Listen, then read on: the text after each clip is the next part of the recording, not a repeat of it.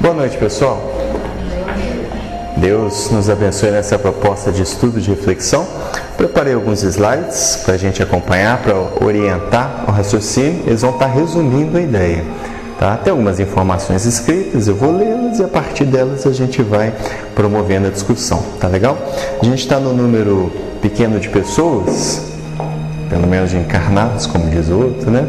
Fique à vontade para conversar comigo, tá? Perguntar, fazer colocações. Pretendo algumas vezes também interagir com vocês. Então, fiquem à vontade, porque o ambiente espírita é muito assim, né? Muito informal, e a gente vai conversando e a gente vai chegando a novas ideias em conjunto, partindo dos livros que servem de referência para nós.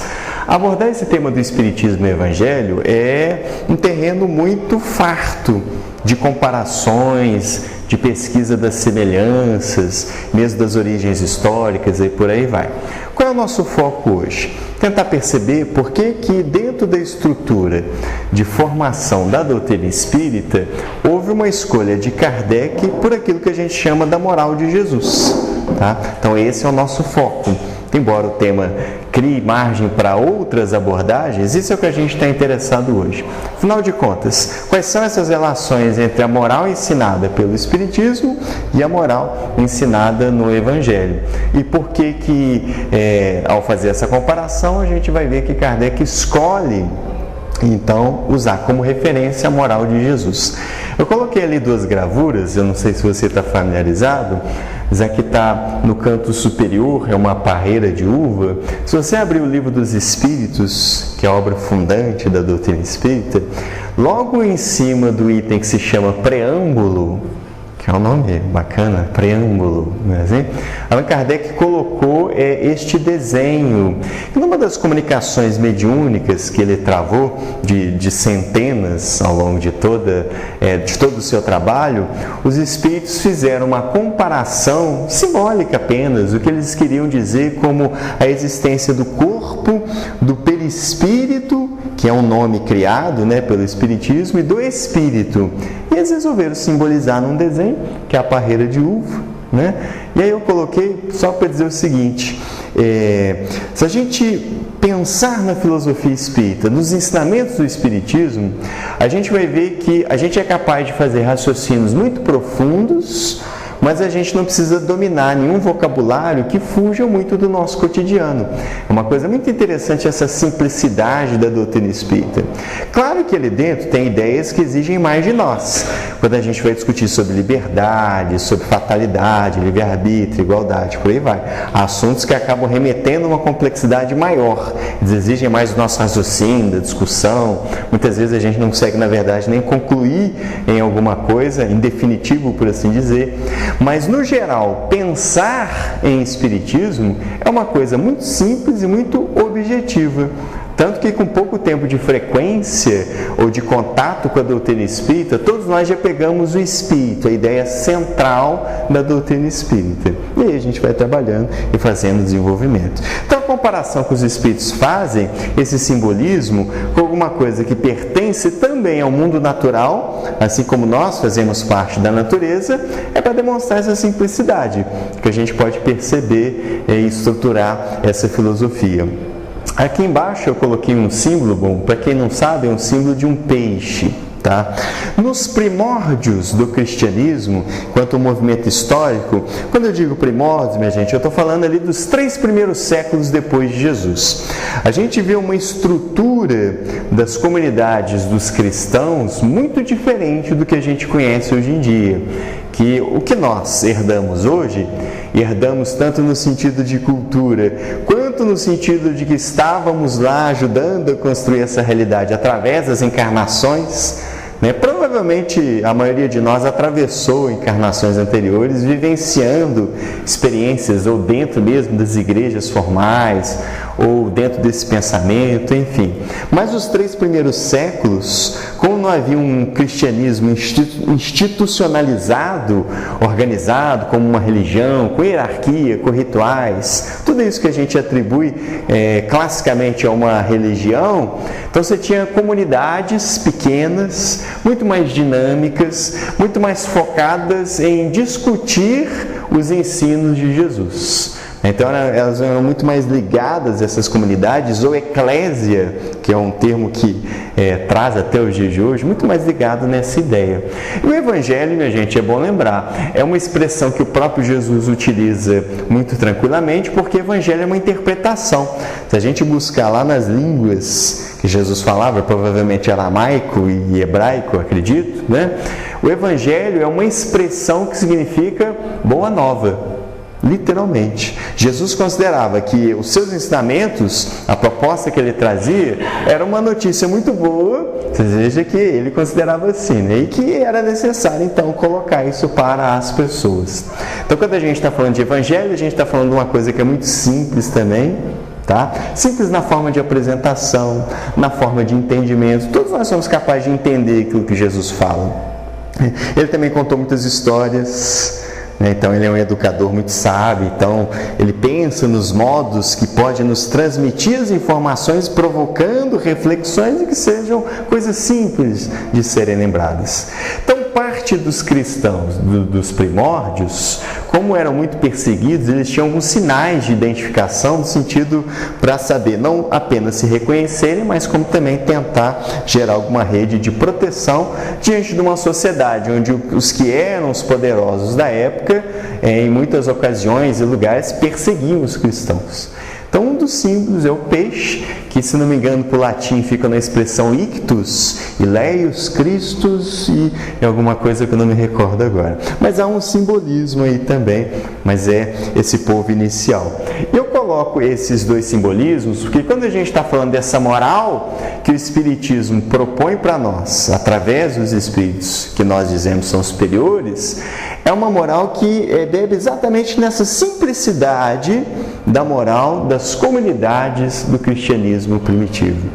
Não é uma moral mais cercada de rituais, de hierarquia religiosa, não é uma moral cercada às vezes nos debates teológicos que são sem pé nem cabeça, que não fazem sentido, que escapam ao nosso cotidiano, ou invenções. E aí não, é aquela simplicidade original, aquele modelo bem Jesus de fazer as coisas, sabe? Conversando com as pessoas, contando histórias, participando daquilo que é importante para nós em sociedade. Então por isso que eu acho que vale a pena essa comparação inicial. Vamos adiante. Eu vou usar esse aqui. Muito bem. Quando a gente vai comparar Espiritismo e Cristianismo, vejam como eu mudei a palavra ali, repararam? Mudei de Evangelho para Cristianismo. A gente percebe 3 pontos concordantes. Na minha cabeça, minha gente, na minha interpretação hoje, acredito que seja de outras pessoas e outros estudiosos também, eu estou fazendo uma distinção entre dizer ensinamento de Jesus e cristianismo. Tá legal? Por quê?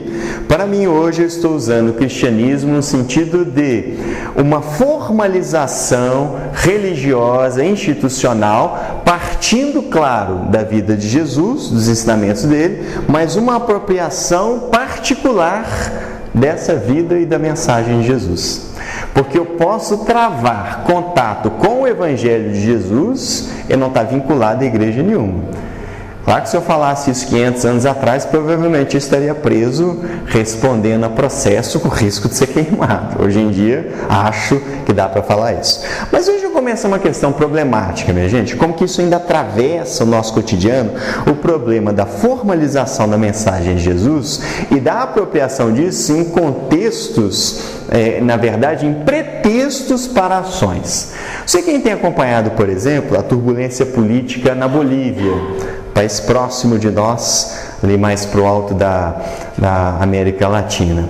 Parte das pessoas que estão envolvidas nas disputas políticas lá se utilizam, por exemplo, da Bíblia. Tem acompanhado isso? É uma interpretação bastante radical, né? Uma interpretação bastante terra a terra, quer dizer, o indivíduo pega aquele contexto onde ficaram registrados parte dos ensinos de Jesus e está usando aquilo dentro de uma disputa política e de poder, por exemplo. Dentre outros interesses que vão aparecer econômicos também. Por isso que para mim é importante fazer essa diferença. Cristianismo é uma formalização dos homens, que tem os seus méritos também. Não estou aqui para dizer que a religião apenas incentiva ou trabalhou apenas as nossas questões negativas. A religião, como instituição humana, ela é carregada de ambiguidades. Ao mesmo tempo que a gente vê barbaridades cometidas dentro da religião cristã ao longo da história, a gente vai ver um incentivo a obras de arte também, que produziu coisas maravilhosas. E é a mesma instituição, não são diferentes instituições. Então traz as suas ambiguidades mesmo. Então hoje eu estou fazendo essa diferença. Uma coisa é falar de Jesus, esse Espírito que encarnou, esteve entre nós, trouxe as suas lições através das palavras diretas, através das histórias e quando a gente olha para a vida dele, porque a gente tem narrativas sobre a vida dele. Cristianismo é a formalização que historicamente a gente vem construindo, porque esse processo ainda não terminou. Tranquila essa ideia para nós? Então, quando a gente fala cristianismo, a gente deve se remeter à igreja, que não necessariamente é a vivência de Jesus. Tem alguns pensadores pensadores dentro da igreja evangélica brasileira, né, das igrejas, porque são várias, né? E tem um que ele diz assim, que como a gente ainda é muito imaturo nessa relação com Jesus, ele diz assim, que provavelmente se Jesus voltasse hoje entre nós, provavelmente ele seria morto por cristãos em nome de Jesus. Ele brinca assim, para falar assim, dessa nossa ignorância, quanto que a gente é muito atravancado numa interpretação agressiva de religião, né? Então existe essa diferença. Existem semelhanças do pensamento do espiritismo para a estrutura de pensamento criada pelo cristianismo? Sim, que aliás é extensível para várias outras religiões que não são cristãs, mas que a gente não está interessado hoje. Quais são esses 3 pontos concordantes? Existência de Deus, imortalidade do espírito depois da morte e aceitação da moral de Jesus. Tá, mas tem muitos indivíduos hipócritas e tal. Bom, tudo bem, o fato do indivíduo ser espírita não quer dizer que ele esteja vacinado contra a hipocrisia. Posso perfeitamente ser um espírita, um baita hipócrita, sendo espírita. Não há impedimento nenhum para isso. Então, isso é ponto consensual. A aceitação da moral de Jesus. Claro, minha gente, que dentro desses pontos há diferentes concepções, que aí elas ficam, vamos dizer assim, inegociáveis. Realmente você faz uma distinção que não tem como conciliar. Tudo bem? A ideia da existência de Deus é ponto em comum, é ponto concordante? Sim, mas é claro que há modos diferentes de se conceber essa divindade dentro do pensamento cristão e dentro da filosofia espírita. O Deus espírita, ele ganha uma abstração muito grande no conceito. Quando você abre as perguntas de O Livro dos Espíritos, Kardec resolveu colocar o assunto Deus logo de cara. E na pergunta número 1, os espíritos criam uma concepção espírita, que Deus é a inteligência suprema, causa primária de todas as coisas. Veja, isso é uma definição filosófica, não é uma definição terra-terra. Conseguem perceber? Quando a gente vai olhar para o cristianismo, qual é a visão que prevalece de Deus dentro do cristianismo? Um Deus que tem atributos fortemente humanos, que é uma herança do Antigo Testamento, está amenizado por causa da mensagem de Jesus, mas o cristianismo construiu um trem, vou usar o mineirês aqui, né, que é irresolvível, que é a ideia da Santíssima Trindade. Que é uma confusão, já repararam isso? Alto debate teológico, que na verdade você criou uma confusão ali que não existe na mensagem de Jesus. Deus é 1 e 3 ao mesmo tempo, é Pai, é Filho, Espírito Santo, não tem isso? Percebem? Então, há uma concordância, existe a ideia de Deus, mas há modelos diferentes a respeito dessa divindade. Claro que isso traz consequências na moral também. Se o meu Deus é um Deus que é punitivo, e se depois da morte existe o inferno, então o meu estímulo para fazer o bem, muitas vezes, na verdade, não é estímulo, é medo. Eu vou fazer porque, senão, vou para o inferno. Em alguns casos, para os quintos dos infernos, para o subsolo. Arde mais lá, não é assim? O ardendo mármore do inferno, e aí as expressões variam, tem isso tudo aí. Percebem? Então, claro, dependendo de como se concebe Deus, isso influencia na moral também. Porque para a doutrina espírita, qual é o sentido de fazer o bem? Porque é um apontamento que, dentre outras coisas, gera felicidade. Ponto. Fazer o bem pensando, por exemplo, em benefício do mundo espiritual é roubada. Porque é só interesseiro, não faz diferença nenhuma. Fazer o bem para a gente se exibir para os outros, para cumprir o ritual, não tem serventia. Isso não gera enriquecimento interior. Então, a moral que também é diferente, porque não tem um Deus que está disponindo, nos julgando severamente. Tudo são consequências da maneira como a gente vive. Então, essa imortalidade do espírito depois da morte. Quando a gente olha dentro das visões cristãs, prevalece qual ideia? A ideia de um destino definitivo, né? E severo. O indivíduo vai para o céu e o inferno, depois eles criaram o purgatório, vamos ver e tal, mas depois é definitivo. Tem um juízo final, não é isso? Fica esperando e tal, e levantou, vai lá. Na visão espírita, uma outra mentalidade, mais dinâmica, até porque a gente traz a reencarnação para a história e também porque a gente fala de uma organização de um mundo espiritual, ou seja, uma continuidade da vida, continuidade do psiquismo, continuidade do sujeito que carrega ele mesmo para o mundo espiritual. Nós nos levamos para o mundo espiritual. Então não há milagres, não há mudanças extraordinárias. Então há uma ideia de vida depois da morte? Sim, mas ela varia. Até porque para nós, se a gente quiser brincar, né, a ideia de vida depois das mortes, que a gente fica reencarnando, não é assim? Então a coisa vai indo, vai indo. Tranquila essa ideia inicial para nós? Tudo bem? Bom, por que o Espiritismo escolhe a moral de Jesus? Isso aparece no Livro dos Espíritos. Quando Kardec discute na terceira parte, que são sobre as leis morais, logo no primeiro capítulo ele discute isso, sobre o bem, o mal, sobre profetas, essa coisa toda. Quando Kardec vai conversando com os espíritos, eles mesmos apontam que Jesus pode ser adotado como referência. É o item 625, se você tiver interesse. Qual é o tipo mais perfeito que já passou pela Terra, que pode servir ao homem de guia e modelo? Kardec faz essa pergunta. E os espíritos respondem: vede Jesus, ou seja, observa Jesus, olha para ele. E Kardec vai dizer, um comentário dele, que Jesus de fato apresenta todas as características que a gente atribui a um espírito que é perfeito. É um sujeito que é coerente por natureza, ele vive aquilo que ele prega aquilo que vive, ele fala de amor, ele é amoroso, sabe isso? É indistinto em Jesus o que ele fala e o que ele vive, serve os dois, porque há uma coerência. Então ele serve de modelo para nós. A gente pode ficar seguro em observar o sujeito Jesus. Ora, se a gente está tomando ele como referência, então a moral que ele ensina serve de referência também. Percebem a ideia que está sendo trabalhada? Aí a gente vai ver esse pensamento esclarecido no Evangelho segundo o Espiritismo. Bom, provavelmente a obra mais conhecida de Allan Kardec, que geralmente quando as pessoas estão chegando no centro espírita, é um livro que é indicado. Quando as pessoas estão nos apertos, é um livro que é indicado, não é assim? Quando vai fazer culto no lar, é um livro que é indicado. Tudo a gente indica no Evangelho segundo o Espiritismo. Tá legal? Allan Kardec, como em todas as obras que ele escreveu, ele tem um trabalho de redigir uma introdução. As introduções das obras de Kardec são muito interessantes. A gente aprende muito só lendo as introduções das obras. Aqui não é diferente, a introdução é longa também. Primeiro item da introdução do Evangelho segundo o Espiritismo. Allan Kardec se propõe a explicar por que está escrevendo esta obra. Gente, o título ele é fundamental, porque é exatamente o que nós fazemos dentro do pensamento espírita.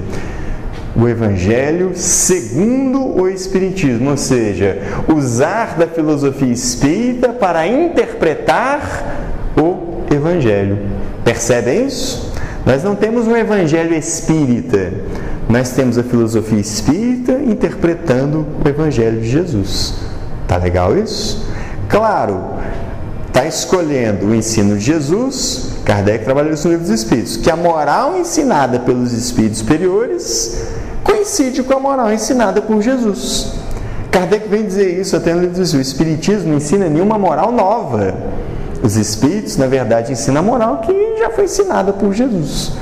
A tal ponto essa concordância, minha gente, que Allan Kardec questiona no Livro dos Espíritos. Bom, se está ensinando a mesma coisa, por que raios eles estão falando isso? Já foi ensinado. Os espíritos respondem que é um tapa assim de pelica em nós, de luva. Dizem, não, já ensinou, mas como os homens se esquecem e tal. Eles são até elegantes, é preciso falar de novo, retomar. E a gente gente sabe que é assim, né, minha gente? É só olhar as nossas encarnações aí. Não é a primeira vez que a gente escuta essa conversa de amar os outros, que todo mundo é nossa família e tal. Então os espíritos vão fazer o quê? Vamos falar de novo? Que agora o Gabriel está encarnado como espírito, às vezes ele está um pouco mais maleável do que está vendo as encarnações, às vezes agora ele funciona melhor dentro desse pensamento. Por isso, então, a repetição. Então, Allan Kardec explica isso no item 1 do Evangelho segundo o Espiritismo. E ele propõe o seguinte: como um educador, todas as obras dele estão marcadas por esses hábitos de pedagogo e de professor, ele diz assim, que nós podemos dividir o Evangelho, e ele está falando do Evangelho como os livros mesmo, aquilo que foi registrado da vida de Jesus. Podemos dividir o Evangelho em 5 partes. Tá legal? E ele fala assim, a gente pode pegar o Evangelho e dividir em quais partes? Os atos comuns da vida do Cristo, as passagens que serviram para fundar os dogmas das igrejas, os milagres, as predições e o ensino moral. Aí o que ele explica? São essas 5 partes, né? Neste livro eu não estou interessado em 4 partes. Eu vou analisar apenas o ensino moral de Jesus. No Evangelho segundo o Espiritismo, ele não está interessado em discutir, por exemplo, onde Jesus estava entre os 12 e os 30 anos, não tem isso? Altas teorias da conspiração, não é assim? Jesus estava no Egito, ficou com os excêntricos. O Evangelho segundo o Espiritismo não se interessa por abordar essa temática. O Espiritismo discute os milagres e as predições que tem no Evangelho? Discute, mas não neste livro Evangelho segundo o Espiritismo. Vai discutir no último livro que Kardec escreveu, que se chama a Gênese. Se você olhar o título completo, isso é mania de Kardec também, a Gênese, os milagres e as predições segundo o Espiritismo. Aí na segunda parte tem, se você é curioso para saber qual é a interpretação espírita dos milagres, entre aspas, de Jesus, confere lá na Gênese. Será que Jesus andou sobre as águas? Será que Jesus multiplicou os pães e os peixes? Como é que o Espiritismo interpreta isso? Está lá na Gênese, dá uma olhada lá no nosso foco hoje, tudo bem? Aqui não, ensino moral de Jesus. Não quero discutir dogma das igrejas também não. Por que discutir o ensino moral de Jesus? As ideias de Kardec. Porque esse ensino moral permanece inatacável. E, gente, eu acho isso tão curioso. Eu acho de fato que o maior milagre que Jesus fez é que o ensinamento dele sobreviva a 2 milênios de coisas que a gente andou fazendo aí nesses séculos. É incrível, porque é um sujeito que está na periferia do Império Romano naquela época. Quer dizer, ali eles não tinham força política nenhuma, econômica nenhuma, que aliás feria o orgulho dos judeus assim, com muita força, né? É um sujeito do povo, literalmente, foi de carpinteiro, que os seus discípulos eram pessoas do povo, ele não teve acesso às riquezas materiais. E até hoje a gente conhece os ensinos dele. E os ensinos morais dele sobreviveram a 2 milênios de cristianismo, onde fizemos coisas boas, mas fizemos barbaridades também. E está aí. E a gente tem notícia desse sujeito. E ele continua impressionando as pessoas. E ele continua gerando interesse, porque é um homem de fato extraordinário. É um espírito assim, ele mexe com a gente. O que ele ensinou, o que ele viveu é fora da curva. A gente percebe que tem um toquezinho divino nele mesmo, né?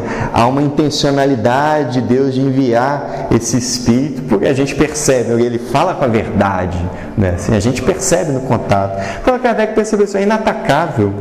Porque as igrejas, minha gente, ainda mais quando a gente começa na Europa, já que a gente está falando de cristianismo, então de Ocidente, começa a sofrer os ataques, que são justos, né? Por causa da venda de indulgências, que é basicamente você tem uma tabela de pecados lá, e dependendo do seu pecado, você paga um dinheiro tal, resolveu, penitências, o que for, né? A gente tem as guerras, a gente tem a hipocrisia, a gente tem os problemas dos desvios da sexualidade muito frequentes no ambiente cristão até os dias de hoje, a gente sabe disso, né? Mas vejam vocês, essas igrejas sofreram ataques, tanto que se você olhar uma parte da Europa sem igreja, literal, a população não se interessa.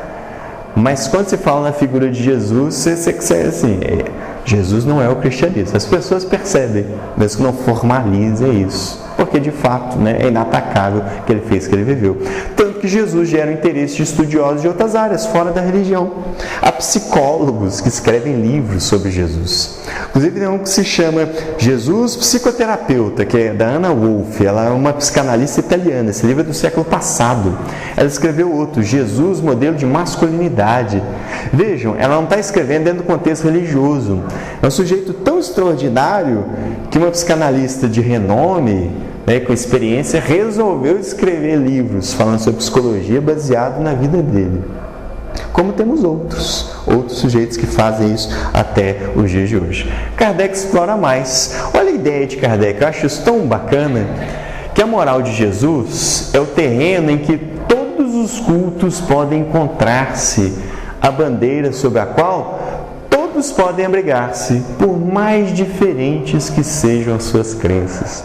Olha, Kardec, minha gente, ele era muito otimista com relação a isso. No entendimento dele, o próprio Espiritismo serviria para as doutrinas cristãs. Porque Kardec dizia o seguinte: o Espiritismo prova que o Espírito sobrevive. Isso é uma ferramenta poderosa para as religiões. Infelizmente, o otimismo dele não se traduziu na realidade. As próprias igrejas, na época de Kardec, em especial a Igreja Católica, já começaram um movimento de perseguição da filosofia espírita. No Brasil, a gente tem muitas histórias sobre isso. Conversem com os espíritas mais antigos, tem histórias e histórias para contar. Kardec vivenciou o Auto de Fé de Barcelona, que é a interferência da igreja, queimando livros espíritas em praça pública, essa coisa toda. O que é impressionante é o seguinte: Kardec entendia que, primeiro, essa proposta espírita ajudaria as religiões, que não é só um exercício de fé, tem como mostrar que o indivíduo sobrevive efetivamente. E mais ainda, olha a interpretação dele, é totalmente para frente. Eu acho que nem hoje a gente vive isso ainda, infelizmente, Se olhar para Jesus, você pode dizer que é católico, você pode dizer que é de nenhuma religião ou de outra religião qualquer, mas a moral de Jesus abraça qualquer pessoa, abriga qualquer pessoa. E quando a gente olha para o sujeito Jesus estando entre nós, já repararam isso? Jesus é a pessoa que convive com todos os interessados em estar com ele. Não tem distinção de classe social. Mesmo sujeitos ricos, odiados, cobradores de impostos, conversa. Pescador, mulheres que eram vistas de maneira estranha na sociedade, porque nós somos muito preconceituosos. Está interessado? Estou aqui. Todo mundo. Centurião romano, quer dizer, dominador político, atendo também. Jesus é isso. Jesus é o abrigo, porque amar não tem fronteira, minha gente? Quando eu amo em plenitude, que é o caso de Jesus. Nós é que somos particularistas. Então esse é o ideal de Kardec, que a moral de Jesus seria capaz de abraçar algo que a gente ainda não vive, infelizmente. Tem algumas poucas iniciativas, algumas isoladas, outras mais estruturadas. Na Alemanha eles criaram um espaço onde você tem, um espaço gigantesco, você tem uma mesquita, uma igreja cristã e tem mais um espaço religioso lá. Eles têm um pátio em comum, por exemplo, justamente nessa ideia de tem particularidades no exercício religioso, mas há um fundamento em comum. Então até o espaço ali, existe um espaço em comum para favorecer essa integração das pessoas, algo que a gente tem que aprender e ir vivendo isso para amadurecer. Bom, afinal de contas, o que tem na moral de Jesus? O que tem? Chegamos no grande tchan. E com esse slide a gente encerra aqui. Acabou, vamos embora, porque é isso, não tem mais o que dizer. Falei para você, olha a complexidade, É a moral da responsabilidade e do esforço individual. E naturalmente se harmoniza em tudo com o verdadeiro caráter da doutrina espírita. Acabou. Boa noite, gente. Vamos jantar. Acabou. Não tem mais o que falar. Vocês estão de acordo? Jesus falou alguma coisa intelectualmente fora da nossa capacidade de perceber? Nada. Ele falou coisas que são simples, mas por isso mesmo exigem esforço para que a gente consiga praticar. Tudo aquilo que é muito complicado é fácil, gente. Já parece estranho falar isso, Tudo aquilo que é simples vai na essência, aí exige mais. Porque não é uma questão apenas de apreensão intelectual, é uma questão de vivências. e nas vivências são muito mais ricas do que a mera apreensão intelectual. Aí a coisa fica diferente. Quer resumir a moral de Jesus numa frase? É fácil. Todos vocês vão saber resumir. Fala para mim, se tiver que lembrar de uma frase que resume a moral de Jesus, qual seria?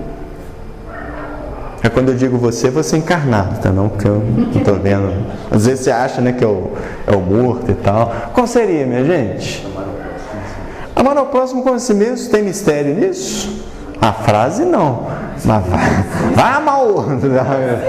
O outro, o outro significa todo mundo, né? Quem cabe nesse todo mundo? Aí que a coisa fica estranha. Assim. Tem que amar todo mundo. Mas Jesus, como se todo mundo inclui, né? Deixa eu pensar aí. Inclui o indivíduo que é cruel, inclui o assassino, inclui o estuprador, inclui o político que rouba, inclui o vizinho que vota contrário ao que eu voto. É todo mundo mesmo? Inclui o cara do telemarketing que me liga? Né? Vale também? Sabe isso? Aí a coisa fica mais séria, conseguem perceber? Porque Jesus, ele ama em plenitude. Então, assim, todo mundo é todo mundo mesmo. É claro, ele está num patamar de generosidade e tal. É claro que a gente faz um caminho para lá.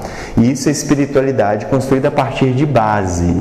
Tá legal? A gente faz o que? Ele está mostrando para nós, né, onde a gente quer chegar. Então é norte. Não é caminho, é norte. A gente olha para lá para saber se direcionar. Mas o caminho a gente vai construindo naturalmente. E Jesus, para deixar tão claro isso, porque a gente é espertinho, não é assim? A gente muda uma coisa ou outra. Jesus já teve cuidado de, em outra passagem, ressaltar o que sobre o amor? Que ele deve ser extensivo também aos inimigos, aos adversários. Para não ter gracinha na nossa parte. Mas ele não falou? Tudo. Mas também os inimigos. E Jesus, hein? Danadinho, né? Tão simples que complica a nossa vida, né? Precisava falar dos inimigos, né? Precisava. Então a gente ia dar essa artimanha aí. Vejam vocês, responsabilidade, esforço individual. Por isso que Kardec percebeu, olha, mas não é a mesma coisa que os espíritos ensinam, gente. Essencialmente é a mesma coisa. Quando nós paramos para pensar dentro da filosofia espírita sobre os motivos de sofrimento em nossa vida, a gente sempre vai girar ao redor da responsabilidade, já repararam? Até para não fazer de Deus o injusto e até para perceber que a misericórdia de Deus, na verdade, conosco. Quando a gente observa os sofrimentos dentro da concepção espírita, qual é o nosso entendimento? Duas grandes origens. Ou o sofrimento é uma consequência de escolhas equivocadas, escolhas da presente encarnação ou de encarnações anteriores, tanto faz, mas é um sofrimento que decorre de certas escolhas, de certas ações equivocadas, ou sofrimentos que são escolhas a título de progresso, aprendizado. De todo modo, nós somos responsáveis. É por isso, minha gente, dentre outros motivos, que a filosofia espírita é menos popular. Porque não tem discurso salvacionista, não tem teologia da prosperidade. Aliás, é o contrário. Se você frequentar o movimento espírita e for trabalhador, você vai ficar mais pobre, eu te falo isso. Mas com satisfação. Esse ficar mais pobre de leve, tá? Ninguém está na miséria por causa do movimento, não é isso. Porque a gente doa recurso nosso para o movimento espírita, porque a gente quer, né? Porque é gostoso, porque é prazeroso, porque faz o movimento espírita acontecer. Não tem prosperidade, assim, ninguém porque virou espírita, agora tem 2 carros, é carro importado, e aí tem uma casa de 3 anos, nada disso. Até porque isso perde importância dentro da filosofia espírita. Aliás, até o próprio Jesus, né? Louco! Você aí fica amontoando as coisas, louco, esta noite pedirão a tua alma. Que é o que os espíritos falam. Por que essa preocupação exagerada com o mundo material, se vai ficar por aí? A gente vive enquanto espírito, não pode ter esse apego. Então, responsabilidade e esforço individual. Nunca vi no Evangelho de Jesus qualquer proposta de transação com a divindade. Já repararam isso? Vou prometer tal coisa para Deus, vou prometer tal coisa para Jesus porque Ele me atende. Nunca vi. E é o que ocorre também na filosofia espírita. Estou interessado em alguma coisa, em algum progresso, em algum desenvolvimento, tenho que me esforçar para conquistar. Onde está a bondade de Deus? Primeiro, que me oferece as oportunidades. O meu esforço é um esforço dentro de um contexto. Deus me oferece sempre o contexto para que eu possa fazer os esforços e progredir.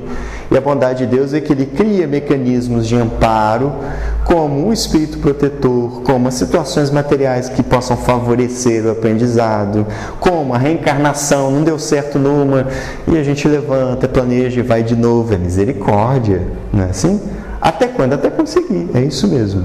Mas é o esforço, sou eu fazendo esforço, crescendo, progredindo, o que os Espíritos ensinam, o que Jesus ensina.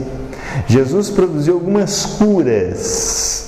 Você lembra disso? Não é curas de doenças físicas mesmo que estou dizendo. Indivíduo cego, indivíduo paralítico, indivíduo em catalepsia, né? Mas já repararam o que há de comum? Jesus não chegava do tipo, vou distribuir a bênção, é o Jesus da bênção, né?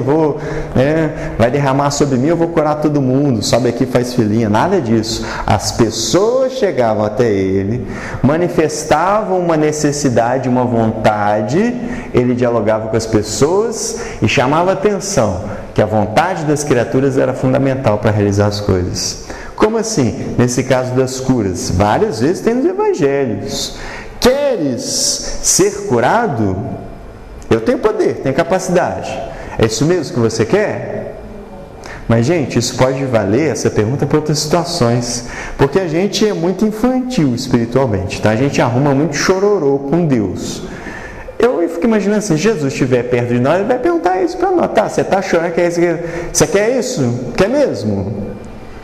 Aí eu não sei, né? Porque a gente arruma uma petição, na hora que tem, não acha bom, já viu isso? A gente é ingrata de tudo, né? Que é isso mesmo? Então, esforço não vai brotar do nada. Toda a moral do Evangelho está baseada nisso, que é a moral dos Espíritos. Minha vida moral, minha responsabilidade. Eu estou hoje num patamar espiritual, num patamar de felicidade, de serenidade íntima, de maturidade espiritual, que eu mesmo construí. Não é responsabilidade de ninguém, nem mesmo de Deus, nem de Jesus. Para isso é importante a gente sair da cultura da culpa / desculpa e entrar na cultura de Jesus, a cultura da responsabilidade. A gente é assim. Como nós temos dificuldade de assumir as responsabilidades que a gente faz, ou a gente culpa alguma coisa fora, a gente dá desculpa. Ao invés de dizer, não, eu errei mesmo, falhei, estou errado. Se eu estou errado, eu tenho que me corrigir, tenho que me reparar. Quando a gente insiste em levar uma vida de encarnado nessa tolice, aí a bênção da desencarnação nos ensina de modo mais direto, que aí no mundo espiritual não tem esses figurinos do mundo material, e só eu diante de mim mesmo, significa eu com a minha própria consciência, e acabou esse jogo, né? Sem culpar, não, só eu sou responsável por onde eu estou. Ah, mas se o espírito no mundo espiritual não entrar nessa cultura, sofre mais, sofre até entender que ele mesmo é responsável. Ele começa a sair do sofrimento, é o que vale para nós enquanto encarnados. Então, olhar para a minha própria vida, as minhas relações, a minha moral, o meu estado, assumir a responsabilidade disso. Assumir a responsabilidade. Não é a responsabilidade dos outros. Então, abandonar essa cultura de culpas e desculpas, o sentido moral. Minha gente, nós estamos falando de vida moral. Estamos falando de condições materiais. Atenção com isso. Tudo bem para nós essa ideia? Vamos adiante. O que mais que a gente pode aproveitar dessas comparações? Se você observar também nos evangelhos, Jesus tem várias promessas, vamos dizer assim. Exemplo clássico disso é Sermão da Montanha. O Sermão da Montanha é uma coisa preciosa, é um ensinamento precioso, que resume muita coisa também, para a gente parar para pensar. Mas vamos observar que tudo quanto Jesus promete está condicionado ao trabalho e ao mérito pessoal. E aí tem uma frase dele que é exemplar disso. A cada um segundo suas obras. Isso é a lei. Querer sair disso é pretender o milagre. A moral do Evangelho é realista por excelência. Gente, a moral de Jesus é a moral para nós vivermos. Porque se não for realista, é uma moral que é para adornar valores, ornar virtudes, que é bonito falar, é bonito idolatrar, mas não tem aplicabilidade. Sabe isso? Nossa, é tão bonito.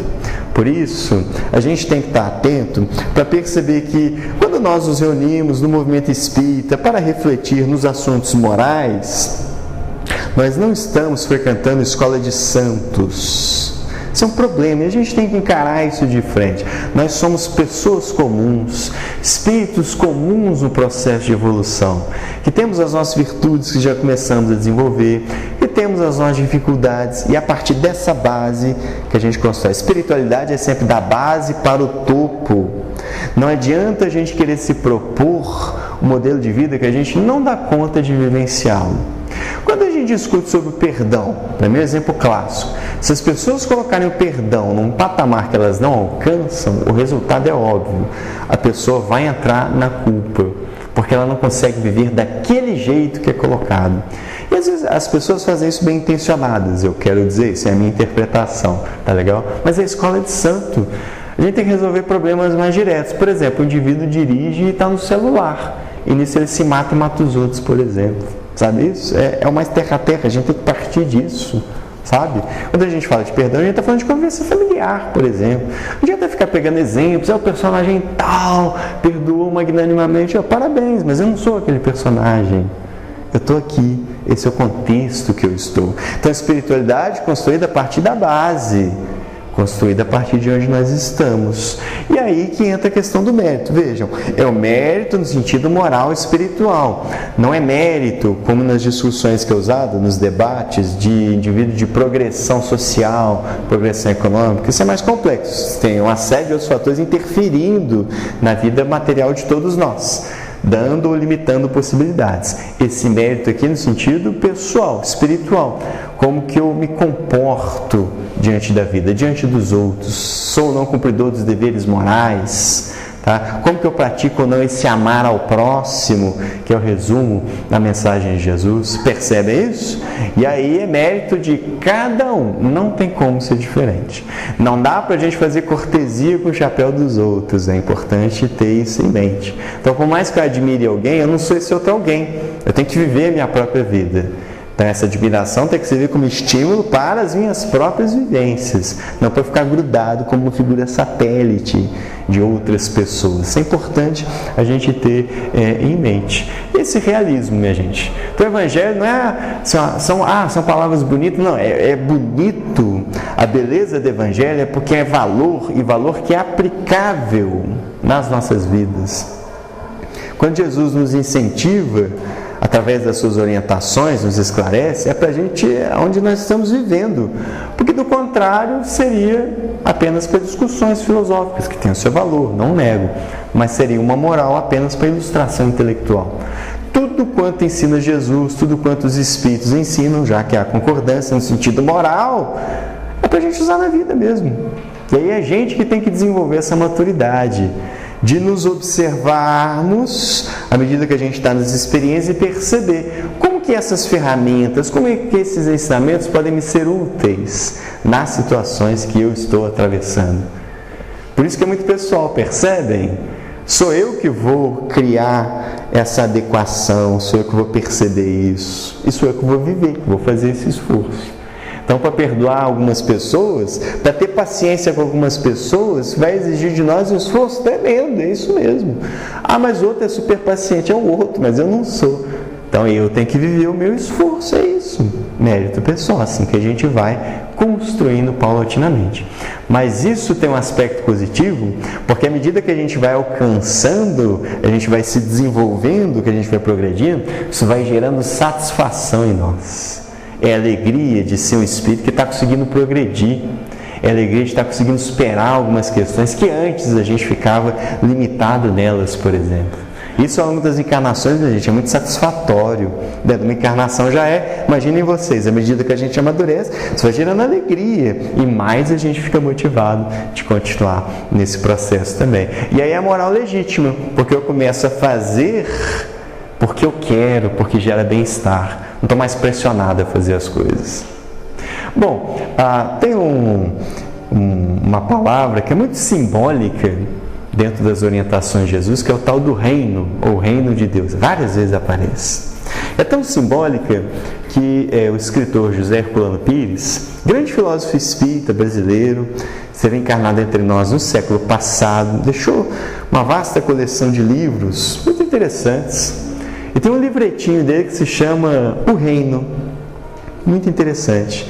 E que é um livro, assim, bastante poético, inclusive. Para quem conhece as obras do Herculano Pires, ele é muito, assim, de uma análise discursiva, muito severo ao lidar com os problemas de movimento espírita e tal. E quando você abre O Reino, é um livro, assim, é um estilo bem Jesus mesmo, estilo mais poético. Tem um jovem carpinteiro, fez a proposta da construção de O Reino. Tudo é um livretinho mesmo, muito bacana.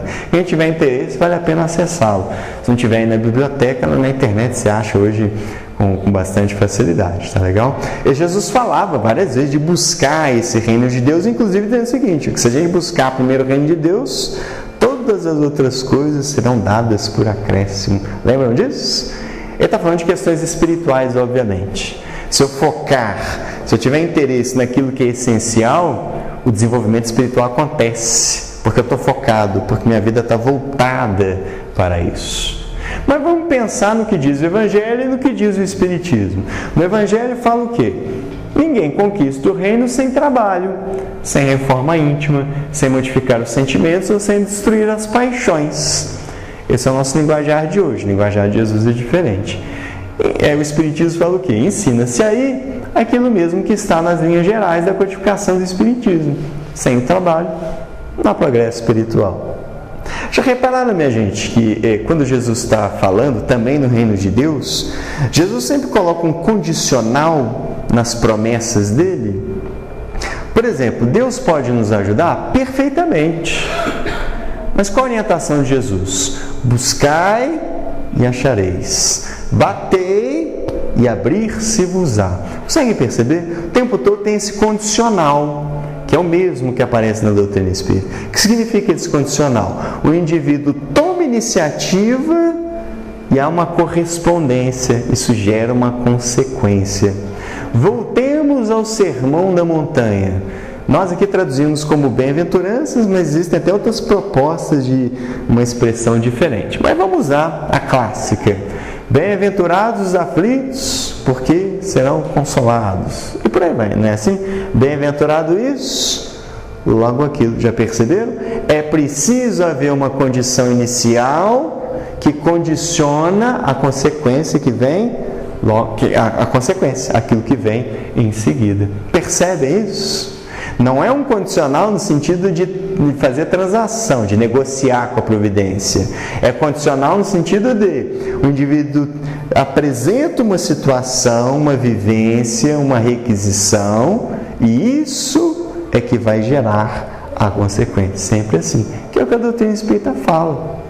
Então, eu gostaria de ser amparado pelo meu espírito protetor, ou por bons espíritos, numa aflição da vida. Perfeito, legítimo, são os filhos de Deus. Como fazer para obter esse amparo? Tem que fazer prece, por exemplo. A prece é a mobilização que eu faço para me colocar espiritualmente em condição de receber esse auxílio de maneira mais intensa, mais direta, mais positiva.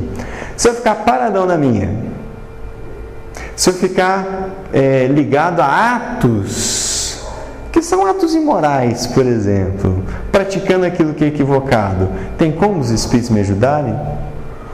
Não de uma maneira tão eficaz quanto poderes. Vão ajudar no sentido de tentar que eu faça menos bobagem, né? É o máximo que eles podem fazer. Mas essa grande ajuda que eu quero, que me conforta o coração, que me traz orientação, porque, gente, os bons espíritos trazem conselhos para nós.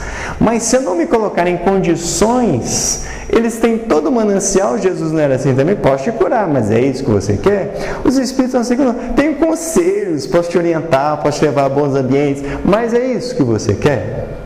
Mas como é que eu manifesto o que eu quero? Fazendo prece, modificando comportamento, buscando comportamentos que são mais saudáveis. Conseguem perceber? Há sempre esse condicional. E a gente tem que pensar sobre isso. Do contrário, a gente está à beira do poço e está com sede. Que é o simbolismo que Jesus utiliza quando ele conversa de novo com o samaritano. Jesus, dá umas provocadinhas boas, né? Ele conversa com a samaritana à beira do poço de... É poço de Jacó? Eu estou tentando lembrar. É esse? Primeiro, Jesus comete vários absurdos, né? Conversa com a mulher em público, está sozinha. Uma samaritana, quer dizer, os samaritanos estavam para os judeus ali, meninos, como, sei lá, Argentina e Brasil, sabe isso? Uma coisa assim, antipática, né? E aí ela está lá buscando água, e Jesus é um poeta também, né, minha gente? Essa água aqui, você vai ter que voltar, vai ter que buscar várias vezes. Mas, se você beber da água que eu tenho para te oferecer, você nunca mais vai ter sede. Ela não entendeu exatamente, acho que, né, agora que a gente começa a entender também, mas ele está falando disso, olha, eu tenho coisa boa, mas você quer? Né? Porque eu não posso jogar água sobre você e te afogar, né? Você tem que querer, que eu vou te oferecer na dose adequada. Finalmente, gostaria de pensar sobre isso aí, minha gente. Isso tem no Evangelho segundo o Espiritismo também muito claro. Viver como os homens da nossa época. Tá legal? Para a gente seguir a moral de Jesus, a gente não tem necessidade de inventar artifícios, tá legal? De criar uma vida de isolamento. Até porque, gente, eu fico pensando, é muito fácil a gente se isolar, assim, eu quero me espiritualizar, vou me isolar da sociedade. É muito fácil. É na sociedade que a coisa ferve, eu ficar isoladinho, assim, é bom a gente ter retiro e tal, isso. Vai, mas volta. Porque, gente, vida espiritualizada em retiro, por favor, né? Já deu historicamente, é muito fácil.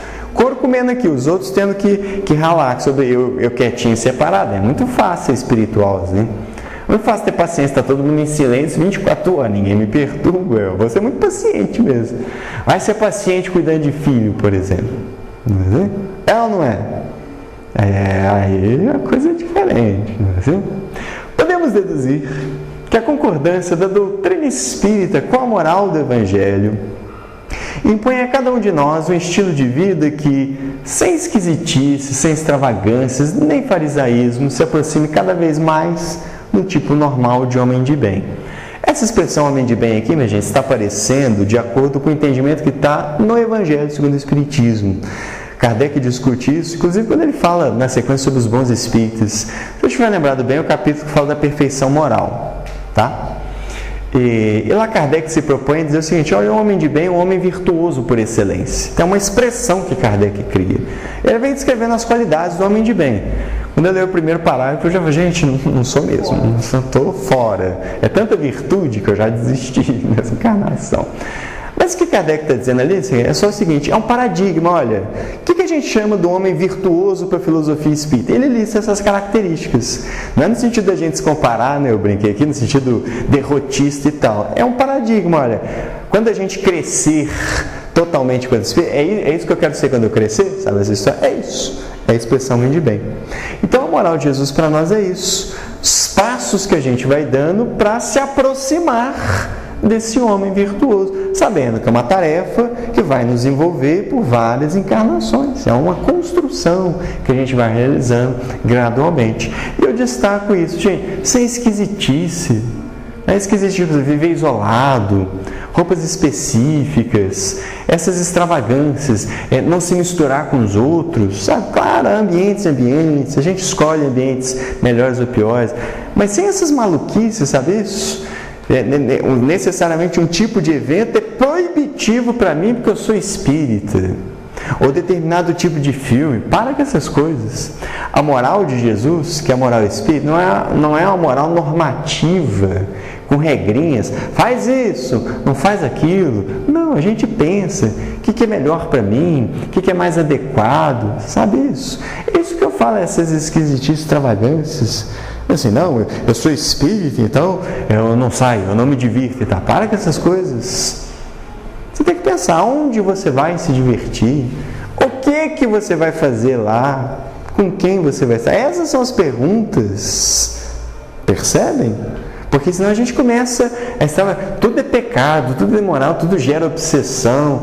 Aí vira um espírita chato, espírita fundamentalista. Tudo tem espírito ruim, aí não faz nada. E só fica pensando em espírito obsessor, inclusive. Né? Aí fica chato demais, né?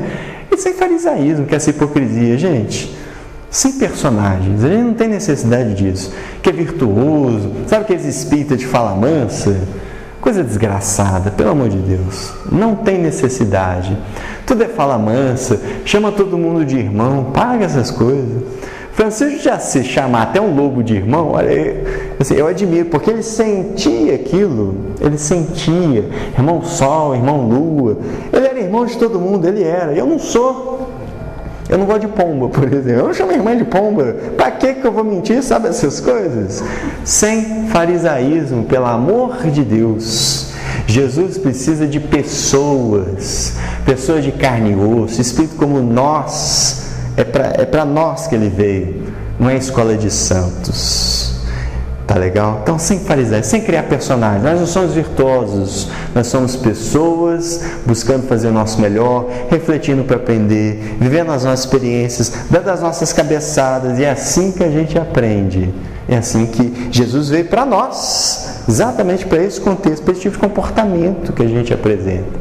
Tanto que ele teve a maior paciência do mundo de encarnar. Não é por necessidade pessoal, apenas a título de amor. Ele nos ama tanto que ele vem pessoalmente divulgar uma boa nova. Então que a gente aproveite, é uma boa nova, é de alegria, é de incentivo, é de amor, sabe? Nos faz pessoas alegres, nos leva a buscar uns aos outros. Isso é evangelho, minha gente. Isso é a moral do Espiritismo.